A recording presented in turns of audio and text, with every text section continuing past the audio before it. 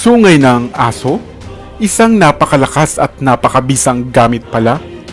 Kaya kung sakaling makakita ka ng isa nito, ay napakapalad mo na. Hello, what's up? Your best here. Sa videong ito ay alamin ang isa na namang bertud, gamit at uri ng agimat buhat sa hayop. Ang sungay ng isang aso. Papaano mo nga ba ito mahahanap? At ano-ano ang natatangi nitong kakayahan? Lahat tayo ay kadalasang mahilig mag-alaga ng aso.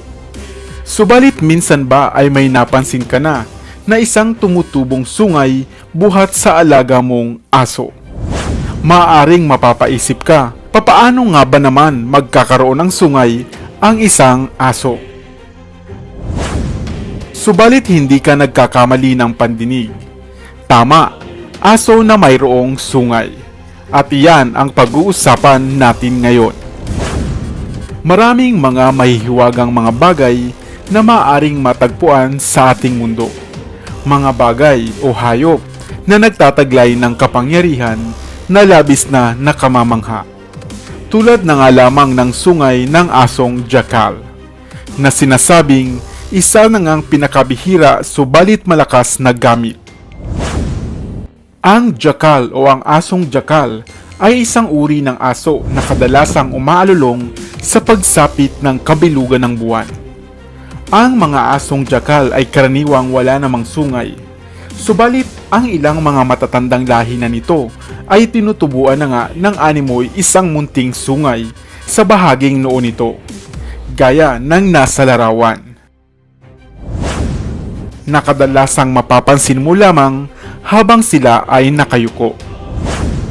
Sa tulong ng sungay nilang ito, ay kaya nilang maakit ang kanilang mga magiging pagkain at makakita ng mga kakaibang nilalang o elemento sa paligid na hindi natin nakikita. Animo nga ay isa itong third eye sa anyo ng isang sungay. Ito ang dahilan kaya maraming albularyo, antingero at mga manggagaway ang nagnanais nga magkaroon nito kahit sa ibang bahagi pa ng mundo. Ginagamit nila ito upang magtaglay ng kakaibang kapangyarihan sa pag-ibig, pantawag sa mga yumao na o mga pumanaw na, pandepensa at upang maging sandatang pamarusa. Kung sakaling magkameron ka nito, ikaw ay poprotektahan ito sa mga banta ng mga masamang nilalang o mga tao sa iyong paligid. Ang sungay ng asong jackal ay maraming gamit at bisa na kayang mag-alis ng mga problema na maaari mong harapin sa iyong buhay. Animo nga ay isa nga itong pampaswerte. Kung makahanap ka at makakuha nito, ay magtataglay ka o magtatamo ng mga sumusunod na bisa nito. Ikaw ay magiging masaya sa iyong buhay. Hindi ka na madaling magkakasakit. Isa itong mahusay na pampaswerte. Lagi kang magwawagi sa anumang mga larangang iyong napili. Mananalo ka sa mga kaso o mga debate. Makakaiwas ka rin sa mga masamang elemento at mga espiritu. May kakayahan kang kontrahin ang mga barang at kulaman. At marami pang iba. Ang bertud na ito o sungay ng asong jackal ay magagamit sa mabuti o maaaring sa masama. Subalit mainam na sa kabutihan lamang natin ito gamitin. Papaano nga ba ito makukuha? Kung sakali na makahanap ka ng asong jackal na mayroong sungay at pagdakay makuha mo nga ang sungay nito, samahan mo ito ng buhok ng mga balahibong nakapalibot sa sungay na ito. Ilagay sa isang lagayan o kahon na yari sa pilak, tanso o kahoy, at sangkapan pa ng pulbos ng cardamom, cinnabar at 3 piraso ng gloves. Nakadalasang ilalagay natin sa altar at iinsensuhan minsan lamang sa 1 linggo. At magugulat ka, humahaba ang mga buhok nito, tanda na ito ay buhay at may bisa. Sa bansang India nga, ay may mga mangilan-ngilang nagbibenta ng mga peke nito. Kaya bago tayo bumili online, ay magpakasiguro muna tayo. Mas mainam kung ikaw mismo ang makakakuha nito. Nais mo rin ba na agimat at bertud na ito ng sungay ng asong jakal? O baka isa sa mga alaga mong aso ay meron na pala nitong taglay? Kaya mo bang gawin ito sa kanya para lamang makuha ang taglay nitong agimat? Tandaan, masarap ang magtaglay ng mga natatanging kapangyarihan at kakayahan.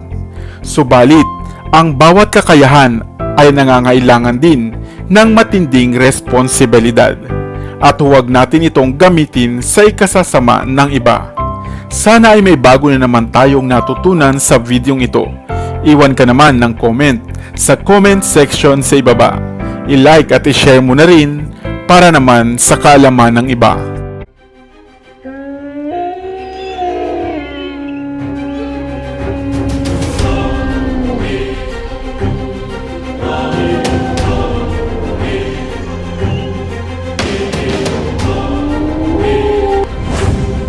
Kayo ba ay may alagang aso? Narinig niyo na ba siyang umalulong? At alam mo ba ang mga kahulugan ng bawat pag-alulong nito? Hello, what's up? Your best here. Kapag nakakarinig tayo ng alulong ng aso, ay nakararamdam nga tayo ng takot sa paniniwalang mayroong mamamatay. Sinasabi kasi ng mga matatanda na ang mata ng aso ay hindi gaya ng mga pangkaraniwang hayop. Para silang nagtataglay ng sixth sense o kaya naman ay ang third eye na nakakakita ng mga kakaibang nilalang na hindi kayang makita ng ating mga pangkaraniwang paningin. Tulad ng mga kaluluwa, espiritu, aswang, engkanto, maligno, at maski si kamatayan. Subalit kapag raw ang aso ay umalulong ng mahina at nakabahag ang buntot nito, ay maaaring nakakakita raw ito ng kanyang mga kinatatakutan na maaaring isang aswang, espiritu o engkanto. Karaniwang makikita nating nakabahag ang buntot ng aso kung ito ay kinagagalitan ng kanyang amo o kaya naman ay sinasaktan. Subalit kung ito ay nag-iisa lamang at nabahag ang buntot, malamang ay iba ang nakikita nito. Kapag naman umalulong ito na nagkakandahaba ang leeg, ay nakakakita ito ng kakatuwang nilalang na medyo may kalayuan ang distansya. Umaalulong din sila kapag nakararamdam ng kakaiba sa paligid tulad ng mga pagkaluskos, paglamig ng hangin, pagliwanag ng buwan na hindi pangkaraniwan at kung ano-ano pang mga pagbabago sa kanilang paligid. Kung narinig mo naman ang alulong nito sa kailaliman ng gabi, ay isang kamatayan ang nakatakdang maganap. Ito raw ay isang paraan ng pakikipagkomunikasyon kay kamatayan at pagbibigay ng babala sa ating mga buhay.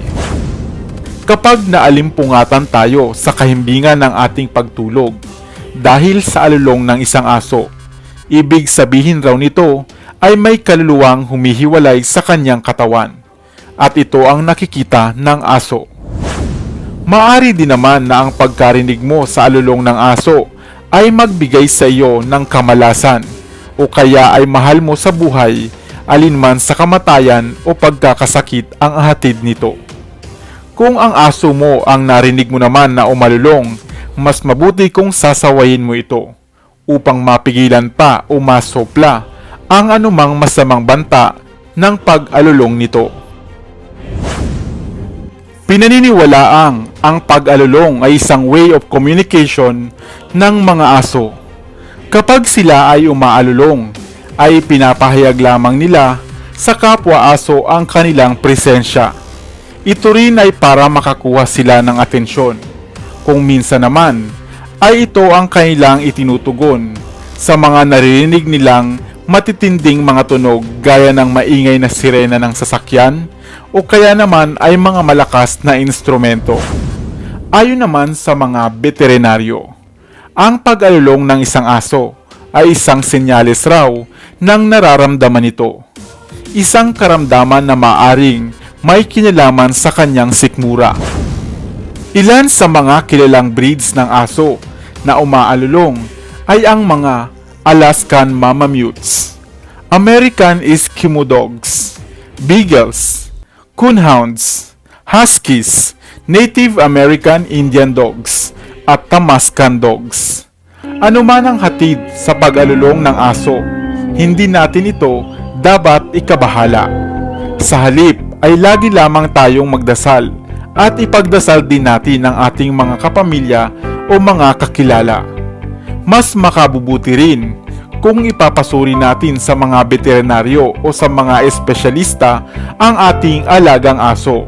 Kung mapansin natin na napapadalas na ang kanyang pag-alulong dahil maaring mayroon talaga siyang dinaramdam na hindi natin dapat ipagpasawalang bahala. Lalo na kung ang ating alagang aso ay mahal na mahal natin. Kaya naman, ibigay natin ang pag-aalagang nararapat sa kanila. Huwag natin silang abusuhin, sa halip ay protektahan natin sila, tulad ng ginagawa nilang pagprotekta sa atin sa araw-araw. Sana ay may bago kang natutunan sa videong ito. Iwan ka naman ng comment sa comment section sa ibaba. I-like at i-share mo na rin para naman sa kaalaman ng iba.